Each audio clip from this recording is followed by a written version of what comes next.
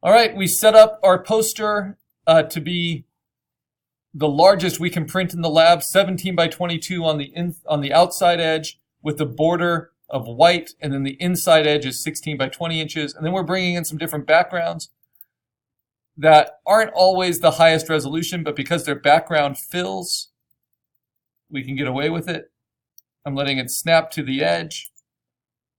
And then we are compositing them together. So not just taking it as it is. You can see that that resolution is a big letdown versus the cleanliness of my vector line work.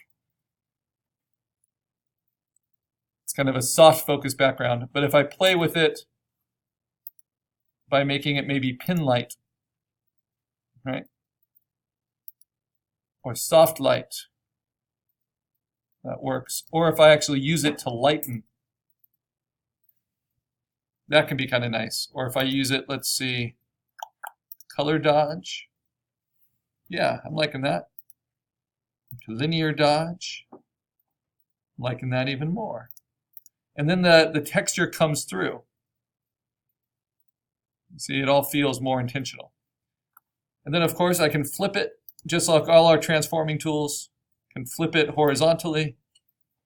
Nope, don't like that. Flip it vertically. Yeah, I like that better, because you want to be mindful of how your text is looking behind it, right? Then, of course, you can play with opacity. And honestly, that looks pretty good. But if I wanted that corn, I might do it more faintly than like this. Because if I squint, then I lose the words. So we always tend to overdo things.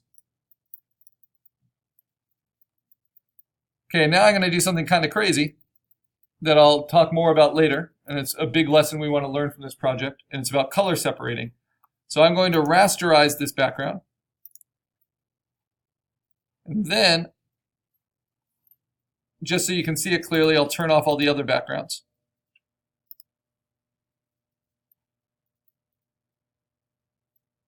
And I'll duplicate it and just put it on normal so you can see it. Okay, now I'm going to go up to filter. And we never use filter, right, except for blurring. And this time I'm going to go to the filter gallery.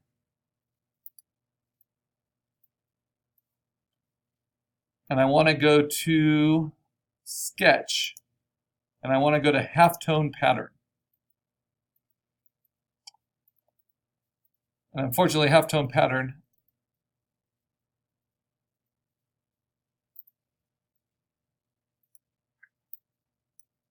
is using my foreground and background colors. So let me reset those because I don't want them to be blue necessarily. Or maybe I do. Let's see. And what this does is it imitates. It's a filter that imitates what splitting this up into printing dots for just single monochrome would look like. And so if I look closely, you'll see that it's now broken up into all these little dots, right? If I set that maybe to dissolve, oh, that looks like nothing. But if I put that on top of these different backgrounds, let's see what that does. So that gives me a little bit of that corn without the distraction of the color. And it does it in a printing vocabulary that works well with the canvas, because it's already separated into individual dots. Now, if I bring a little bit of the color back into it,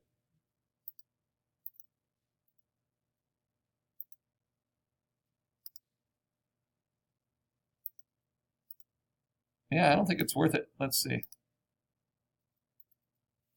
That's kind of interesting. Let's get that slight hint of color variation in the background. Yeah, I like that. So if I call that my poster, right? Little other things we might try. I'll do it on a duplicate. We can vignette, and vignetting is when you work around the edges to focus more on the middle. And a very typical type of vignette is to dodge or burn the edges. And to do this in a really kind of soft way. I do a really large brush for dodging or burning, and a 0% hardness at an exposure less than 30 to the midtones, and I start working around the edges. So here I am dodging, so you'll see how it's brightening it up, and I'm doing this on my blue background. And you work on it a little bit, just like if you're in a dark room with photography.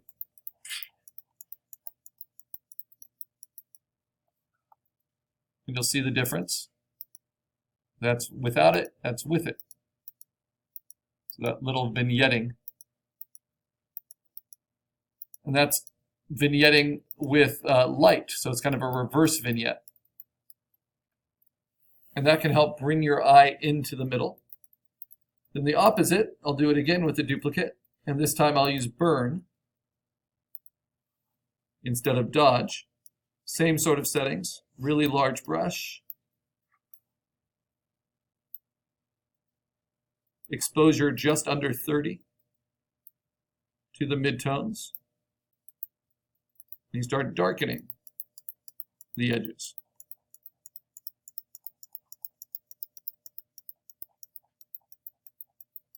You can do this on just your gray background as well if that's showing through.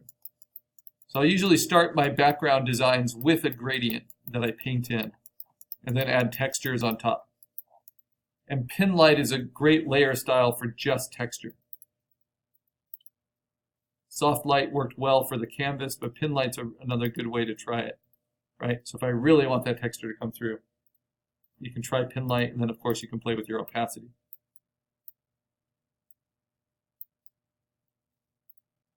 And that makes the canvas stronger, but the corn less strong. So I think I liked this a little bit better, the soft light. Okay, so now I have to decide, do I like the light vignetting? I'll let you guys decide. Little subtleties. Do you guys like it better with the light vignetting, a reverse vignette around it, or with the dark vignetting around it? All right, the light wins out. So what do? I now save this as my assignment 8 finished poster.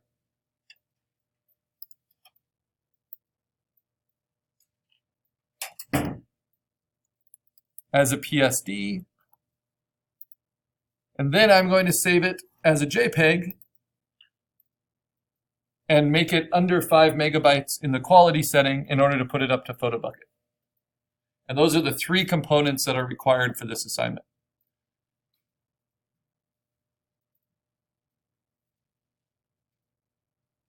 Come on. But then I want to show you some other kind of typesetting approaches, because this one was pretty straightforward. It's just on a horizontal line. What if you want your type to go on an arc, or go around a circle, or go on a crazy shape? Photoshop's taking a long time to save here. Your posters get big. This is 1.5 gigabytes now as a Photoshop file. So as I save it to the desktop as a JPEG to put to PhotoBucket, it's going to be a very low quality setting in order to get it to be only 5 megabytes. Actually, maybe not too bad. And that gives you a lot of information about your final art projects. Yeah, so I can go all the way up to 9. Yeah. So it went from 1.5 gigabytes with the multiple layers and layer styles and vectors in Photoshop to just under 5 megabytes as a JPEG, because it's all flattened. And you can see that the quality is very strong at 350 pixels per inch. And I actually really like how that background turned out as a composite of a gradient that I made, the canvas bag texture, and then that corn photograph by Ansem Seal.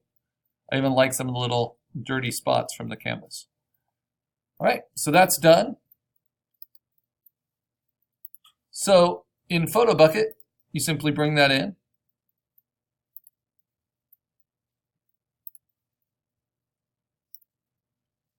And you have your poster. And the poster is the only thing you need to submit that actually shows the image along with your text. Because assignment 8 is primarily about your text design and then how you arrange everything. The layout with your image, whether it's your logo or your spot illustration. And then remember to label them so that they show up in this order. Black type, color type, finished poster. If you like, you can submit your sketch, but I'm not going to require it this time because we're kind of running low on space. And some of us are sketching just by trying type out in different ways. So text blocking sketches are not required for this. But if you wanted to, it's always a good record. You just submitted your screen grab of it. So this was my text blocking sketch, right? So you can just drag and drop that. Okay, now I'm going to focus on this one. Now this text blocking, I don't even need to really bring into Illustrator and then try to match. I know it's a circle around my existing logo, and I know I want to use digital tools to make it all work. So if I go into Illustrator and I get to my logo, the first thing I'm going to do is make a circle around it, right? So to do that, I'm going to lock all these other layers so I don't mess them up. And then I can turn on, just like you can in Photoshop, the grid with Command apostrophe. And then I can use the shape tools and the ellipse tool and hold down Shift to get a perfect circle. Try to center it. But then, of course, I can swap it so it's just a stroke. I can make that stroke a little bit thicker. That's what I'm thinking. And I want this to look really clean. And then I can use the large selection tool. Hold down Shift and Option, or just Shift, to shrink that circle and kind of place it using the grid in a way that's rational around my logo. That looks pretty good. Now, to do the next one, this is where digital tools are wonderful. I just copy that, make a new layer above it, lock the layer underneath. I can keep it turned on, and then say Edit, Paste in Place. It goes into the new layer. I hold down Shift and Option with the large selection tool, and I grow out from there the space I want for the text.